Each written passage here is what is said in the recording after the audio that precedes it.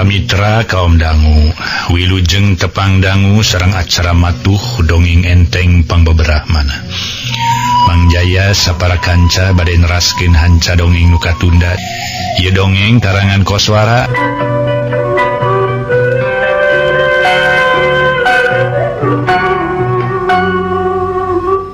Para wargi kaum dangu mangga urang teraskeun hanca dongeng Kangjeng Raja Cakrasena lain diruwasinan. Barang nempo kaya Nyi Inah nu nyekel keris titisan iblis, tetela aya cekel ku Nyi Inah nu ti heula mah disangka nyaeta ayana teh di Eyang Sukmarasa. Tur eta keris titisan iblis geus bisa ngancurkeun pedang manehanana. Nyi Inah nangtung ajeg bari nyerenge seuri nyaksian kayan Kangjeng Ratu Cakrasena. Bangun kasima ku ayeuna keris titisan iblis dileungeun manehanana. Herannya Anika Cakrasena, heran peda ieu keris aya di kuring, nu matak Anika mending taluk, tur Anika kudu janji moal rek ngaganggu deui ka pihak kuring jeung dulur-dulur kuring, moal rek ngaganggu deui ka sakumna umat manusia. Bejakeun di mana Nen Sukmawati ayeuna nyumputna. Teu nyaho Nyai, mending ka akang keun eta keris, bahaya aya di Nyai. Bahaya mending akang nu nyekelna Nyai. Aduh. Mun aya di Anika bakal babari pikeun ngayakeun kaributan kitu lain maksud Anika. Keheulaan Cakrasena gancang Anika geura talu ka diri kuring Cakrasena. Harita para mitra digersak ku Nyi Inah. Wah, lain kitu Nyai lain.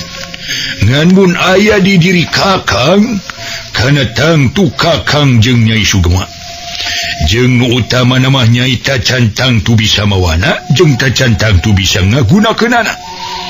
Kurang-kurang nama estu matak ngabahayakeun batak silaka. Nu matak meningkadiekeun ayeuna keneh ulah dikekeueuh ku diri Nyai. Jeung tibatan dibikeun, mending ge ku kuring ditubleskeun ka Andika. Lantaran cek beja tonggoro manusia adalah jin siluman ge. Ku ieu keris bakal hancur, bakal taluk, bakal paeh. Nu matak sameme digunakeun kanu sejen mending dikaandikakeun dicoba heula. Nyai ulah kitu ulah rek luluasan. Ratu Cakrasena murungkut manehna unur-unuran siga unur-unur. Montong loba omong Cakrasena, ayeuna keneh bakal ditubleskeun. Sabuk Nyi Inah nubleskeun keris titisan iblis ka diri siluman Cakrasena. Memang teu salah lamun eta keris dipikasieun ku bangsa siluman. Lantaran saharita keneh Raja Siluman Cakrasena lumpat bari kokoceakan. Ampun, tobat. Balecet harita keneh lumpat meniti babaranting sanyana. Kurang ajarnya. Sakiceu Ratu Cakrasena lumpat. Ku aing mah diantep keris titisan iblis, udag si Cakrasena najen ka mana ku Andika kudu diudag. Anika montong eureun sameme hasil bisa ngabinasa. Sameme bisa ngancurkeun dirina Raja Cakrasena. Hayo geura ini. Ciung Nyi Inah ngamaledogeun keris harita keneh. Mending pelesat jauh naker. Lir harita jamparing atuh melesat tina gondewana. Disada meningah nyung sakiceup geus eueuh nuturkeun ngablasakna diri siluman Cakrasena. Nyi Inah nangtung sakedapan. Bari jeung hatena mah ngarasa keheul pedah Ratu Siluman mungeun taluk. Ngadon milih kabur nyingkah tidinya jeung batan taluk tunut ngeureunnan kana kalakuanan. Ngan sanajan kitu najan manehna geus bisa mere peringetan ka diri Ratu Cakrasena nu ayeuna nepi ka kaburna. Bari jeung diudag ku keris titisan iblis, hatena ngarasa jengkel jeung keheul. Pangna kitu lantaran manehna tacan manggihan diri Nen Sukmawati. Dirina nu nyusu Nen Sukmawati terus dituturkeun ti kaangangan. Tetela geus leungiteun udagan, geus leungiteun tapak. Ari sangkaan nama Nen Sukmawati kaburna teh ka nagri Siluman Buana Lila. Susuganan menta tulung ka Mbah Cakrasena. Ari pek disusul kadinya tetela eueuh. Najan kitu teu ieuh kaduhung teuing, teu ieuh gaplah teuing lantaran manehna bisa nyalametkeun diri Ki Sabda, tur bisa nyalametkeun Mang Sukro. Nyatana nu jadi bapana ceuk beja aya di panjara siluman. Jabat dikitu ngarasa bunga oge ku ayana Ratu Siluman nepi ka kabur ti babaranting bari dituturkeun ku keris titisan iblis. keur ngahulang sorangan bari mikir pikeun pilampaheun saterusna. Urunyung teh Ki Sabda datang. Tetela dibarengan kumang Sukro jeung Ki Seta.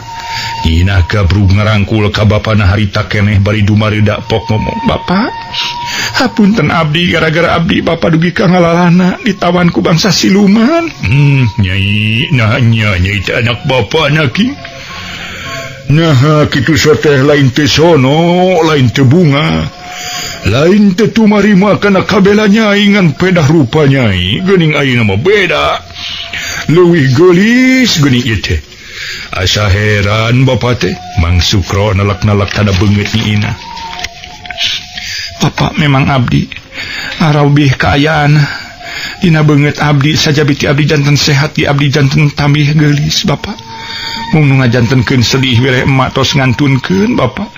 Nyi Inah nyuuh kadada Mang Sukro bari sumegeruk ceurik ka nyerian. Ras inget kana nasib nu jadi indungna nyatana bitarmi. Nu ti heula geus maot alatan ngat keris titisan iblis. Ku ayeuna pagawean Den Sukmawati jeung Nyimas Centring Geling. Ki Sabda jeung Ki Seta ngahruk milu nalangsa. Ku ayeuna nyaksian Nyi Inah nu nalangsa bari jeung digugulung ku kasedih jeung katungaraan. Mang Sukro ngusapan Nyi Inah dibarengan ku omongan nu dumareuda. "Geus anak king ulah dipake sedih. Geus nasibna kieu anak king, Bapa ge gede dosa. Lantaran Bapa geus tega ninggalkeun anak pamajikan. Tadani Bapa teh hayang ngajait kaayaan, hayang tamah beunghar, hayang jadi jalma nu sagala aya. Ari pek darah kaancikan ku siluman. Bapa dibawa ka dieu bari terus diasupkeun ka panjara siluman. Duh, syukur ayeuna Bapa geus salamet. Bapa geus dikaluarkeun ku Ki Sabda. Bapa, abdi teh teu kinten bingahna. Ku ayeuna Bapa parantos salamet. Kalain ayeuna tiasa tepang sareng tuang putra. Mung nu tetela parantos nyalametkeun Bapa sanes ku diri abdi pribadi. Nanging ieu mah tetela panan ku ayeuna kanyaah sareng kabela Nyi Inah," cek Ki Sabda bari jeung ngareret ka Nyi Inah. "Kang Sabda oge Kang Seta ayeuna akan mending di dieu wae tungguan ieu karaton.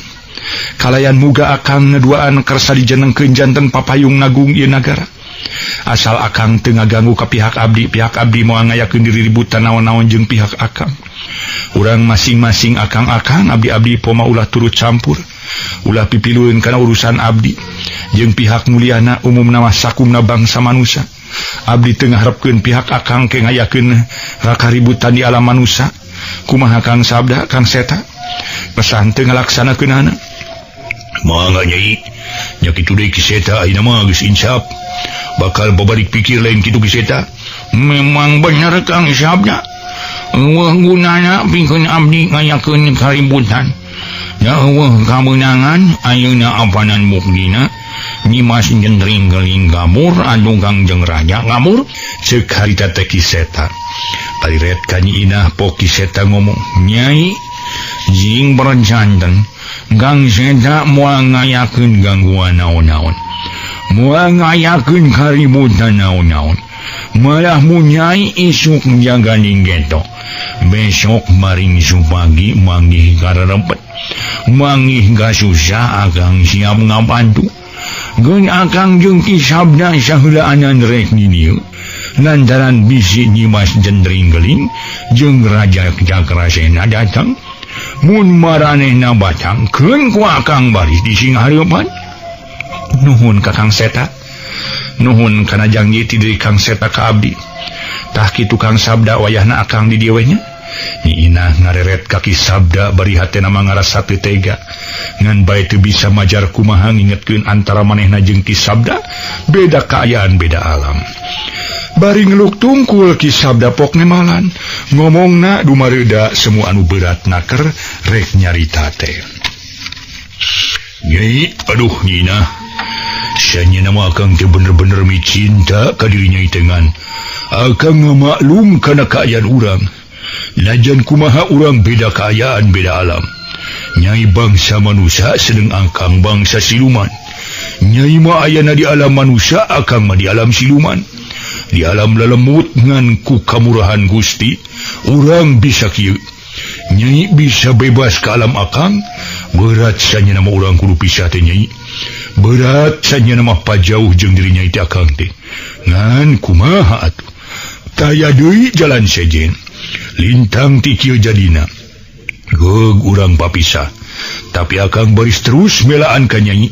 Mun Nyai menang karepet menang bancang pakebuh, akang baris melaan.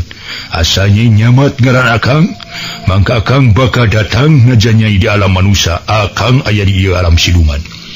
Nya kitu mun aya Nen Sukmawati jeung Raja Cakrasena ka dieu ku akang tangtu bakal disinghareupan. Akang moarek lunta ka alam manusia, kajaba mun ku Nyai disamat. Kitu tah mangga ayeuna mageureuh tinggalkeun ieu patempatan. Susul keris titisan iblis nu keur ngudag diri Cakrasena. Titip salam ka Eyang Sukmarasa, Kakang Darta jeung Kaji Titi sareng kadang warga sakumna Nyai. Kang Sabda nuhun satu acana kana kaayaan akang anu baris bela teu tumutur ka abdi sanaos urang pajauh. Paanggang Kang wayahna kedah kitunya. Da kodrat urang apanan benten Kang hayu dikantun. Mangga Nyai wilujeng angkat. Muga-muga salamina urang aya dina kasalamatan. Mugi-mugi Kang Sabda dikantun ku abdinya Kang. Song Nyi Ina sasalaman jeung diri Ki Sabda. Menililana keur utama nama Ki Sabda ngerasa berat. Tapi da teu bisa majar kumaha da pugu jalan eta teh pantes kudu dipilampah. Rengse sasalaman jeung Ki Sabda terus ka Ki Seta. Ki Sabda Seta bet asa sungkan kudu pisah.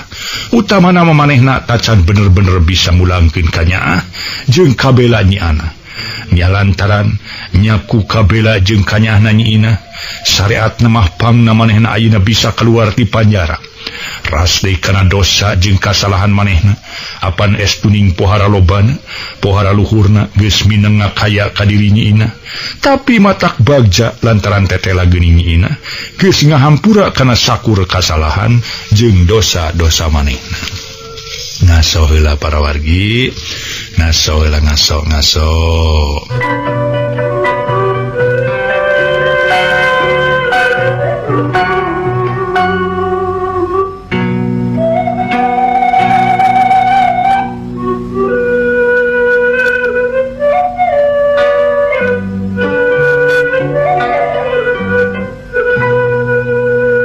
Para mitra anu mulia, geus rengse sosonoan mah para wargi sadaya.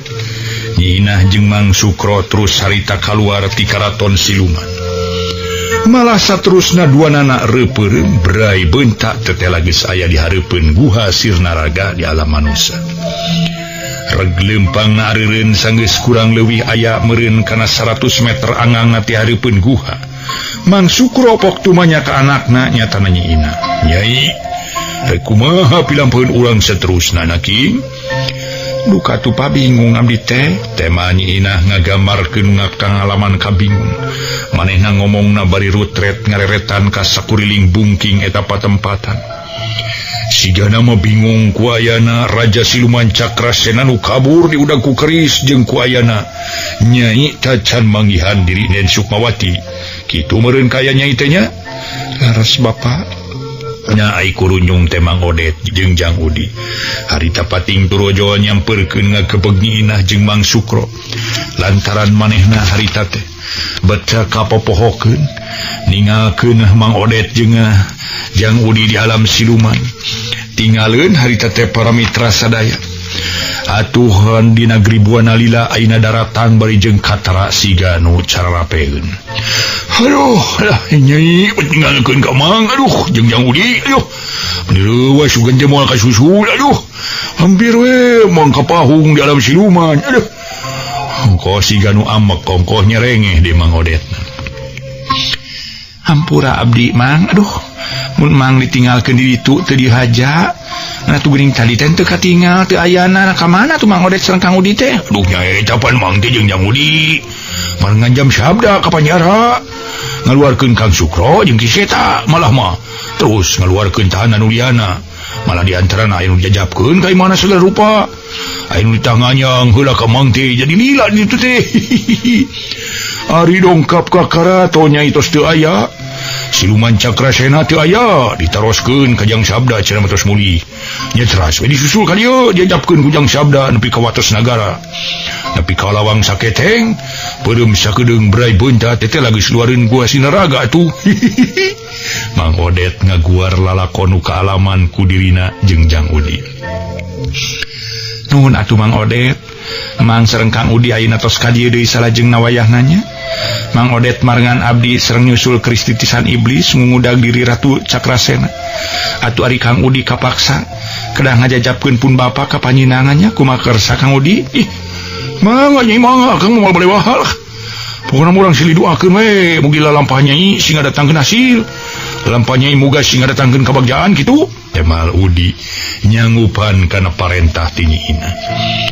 Mang Odet kumaha kersa diajak ku abdi pikeun neruskeun lalampahan nyusul kristitisan iblis nu ayeuna keur ngudag diri Raja Siluman Cakrasena.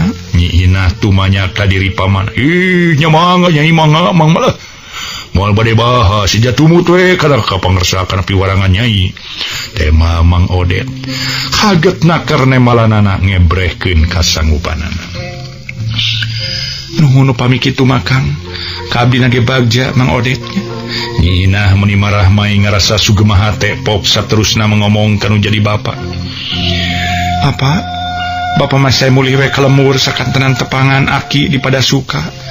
Kang rencang di jalan makeun aya Kang Udi kumaha kersa Pak? Nyai sanyeuna bapa teh yang merengan hidup dina lumampah teh anak king. Tapi ari kitu kaputusan namanya teu naon-naon bapa ayeuna rek mulang. Hayu atuh di urang mulang. Mangga Mang. Ngan kade sing hati-hati lumakunanya.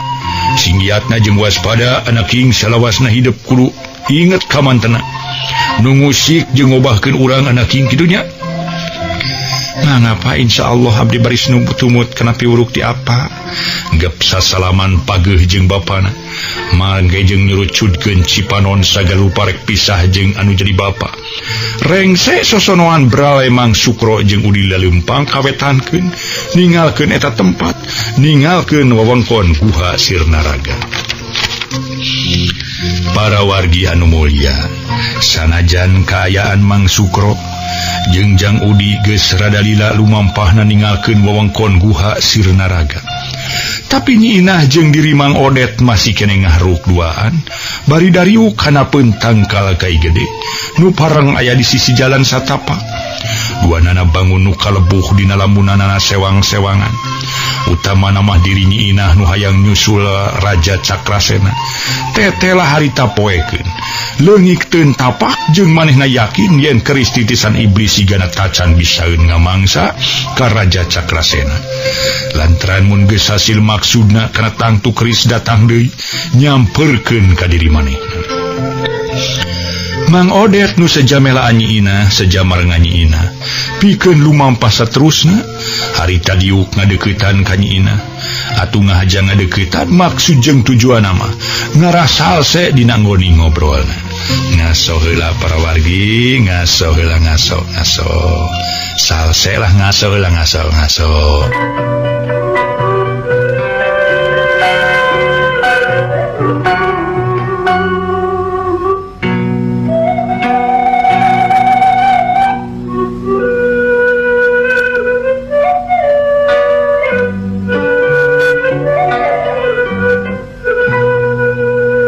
Mitra anu mulya, Mang Odet nu sejamelaan nyiina sejamarengan nyiina pikeun lumampah nu saterusna mah harita diukna ngadeuketan ka nyiina bari pok nyarita. Nyai mulai tungtungna mun urang kieu mah tu nyai lah. Jadi urang ayeuna kudu mutuskeun lumampah saterusna. Urang udah cicing me di dieu najan geus mercayakeun kristitisan iblis kita tetep we kudu dibarengan ku urang. Sakurang-kurangna kudu diaping ti kaangangan teh nyai. Memang kitu pamenak abdi ge mang mung abdi teh ngaros poekeun kedah kapalih manang udagna. Mun tadi langsung dituturkeun mah panginten baris kanyahoan ka mana iji tinitna. Nu bakal disorang nu bakal dijugjug tapi apa? Tadi mah abdi teh ngantosan heula Kang Sabda banu ngaluarkeun apa janten leungiteun tapak. Punya atunya aduh. Kumaha teu apa? Nganyamun urang cicing we di dieu moal aya tungtungna atuh. Urang kena berbuat sesuatu nyai cenah. Pokona mah kudu urang ngayakeun tindakan kitu, ulah cicing wae urang teh. Kitu nu penting mah.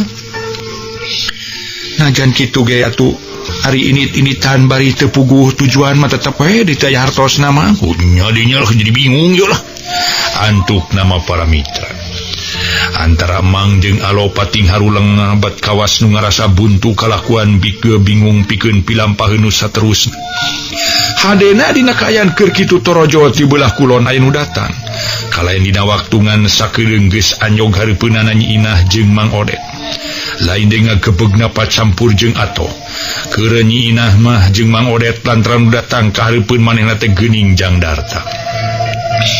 Kang Darta nyalira wae Kang mohon akang we akang neangan Nyai kesyukur kasusul di dieu bari bebarengan jeung Mang Odet geuning ya kumaha Mang Odet tos kaluar ti alam siluman Mang Sukro teh Jang Darta tumanya ka Mang Odet ngeunaan diri Mang Sukro kumaha we parantos moal ayeuna teh terus muli dijajabkeun ku Jang Udi Jang teh Mang Odet alhamdulillahirabbil alamin eta rek sabda ayeuna di mana tetap tumatap di alam siluman Kang lantaran siluman Cakrasena geus kabur Ki sabda jeung diri Ki Seta janji maka babalik pikir mung hanya ka diri Ki Cakrasena mah kabur ngan ayeuna keur diudag-udag ku keris titisan iblis janten keris titisan iblis aya di Nyai nya sumuhun teras dibaledogkeun dititah ini cenah udag siluman Cakrasena mung ayeuna abdi poekeun lantaran leungiteun tapak teu terang kedah ka mana nyusulna atuh ayeuna mah urang kapali kaler yuk lantaran ceuk kayakinan akang kapal badinya kaburna Ratu Cakrasena nu ayeuna keur diudag-udag ku keris iblis teh ieu atuh Nyai akang yakinnya kapali dinya nya susuganan lah yakin mah dengan pokona mah siga-sigana ieu mah urang babaledogan Nyai babaledogan akang maledog teh kadinya kira-kirana kaburna sanunya malah mamun kapilemuran saterusna diri Ratu Cakrasena bakal nyamur abdi malah hoyong tangan heula ka pasir Samoja Kang katilas padebukan Nen Sukmawati jadi Nyai nyangka kadinya kaburna Ratu Cakrasena teh nya nu keur diudag-udag ku keris teh nu mawi Kang nya kadinya ayo atuh urang buktikeun we urang teh sasarengan Kang ari teh Titi nah teu sareng akang kunaon dikantunkeun akang apanan perlu ngabantu ka diri Nyai akang apanan perlu melaan ka Nyai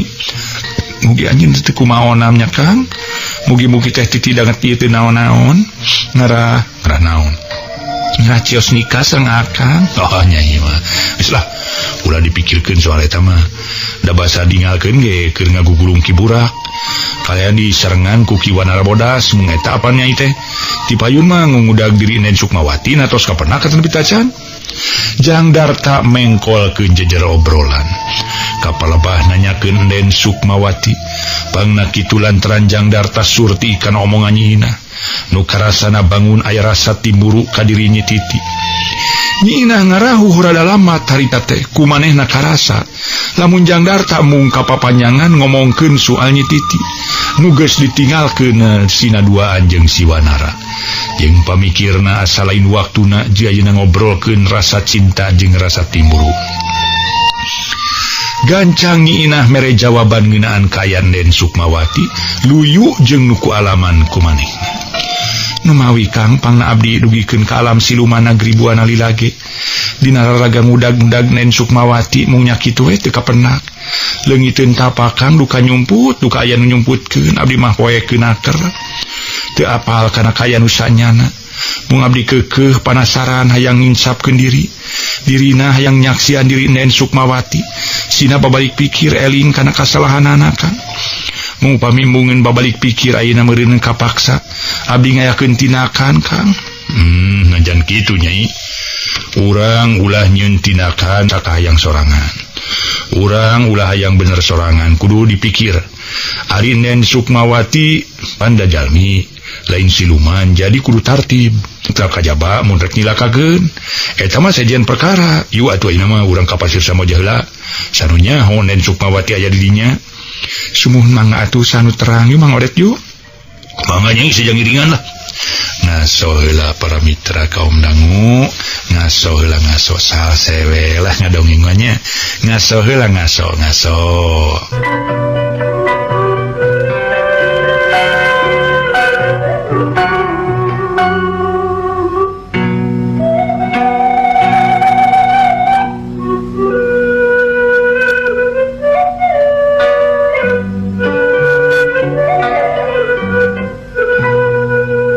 Para mitra anu mulia, geus kitu Majang Darta nyinah katut Mang Odet.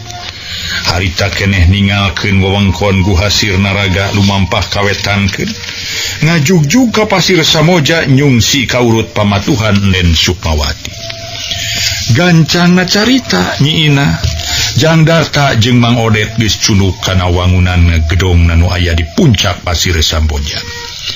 Gedong kosong nu geus ditinggalkeun ku nu nyicinganana. Sup sararea arasup ka jero eta gedong ngadatangkeun jadi loba kainget. Boh keur kanyiina pon kitu deui keur diri Jang Darta. Kaasup Mang Odet pon kitu deui keur diri Jang Darta kaasup Mang Odet.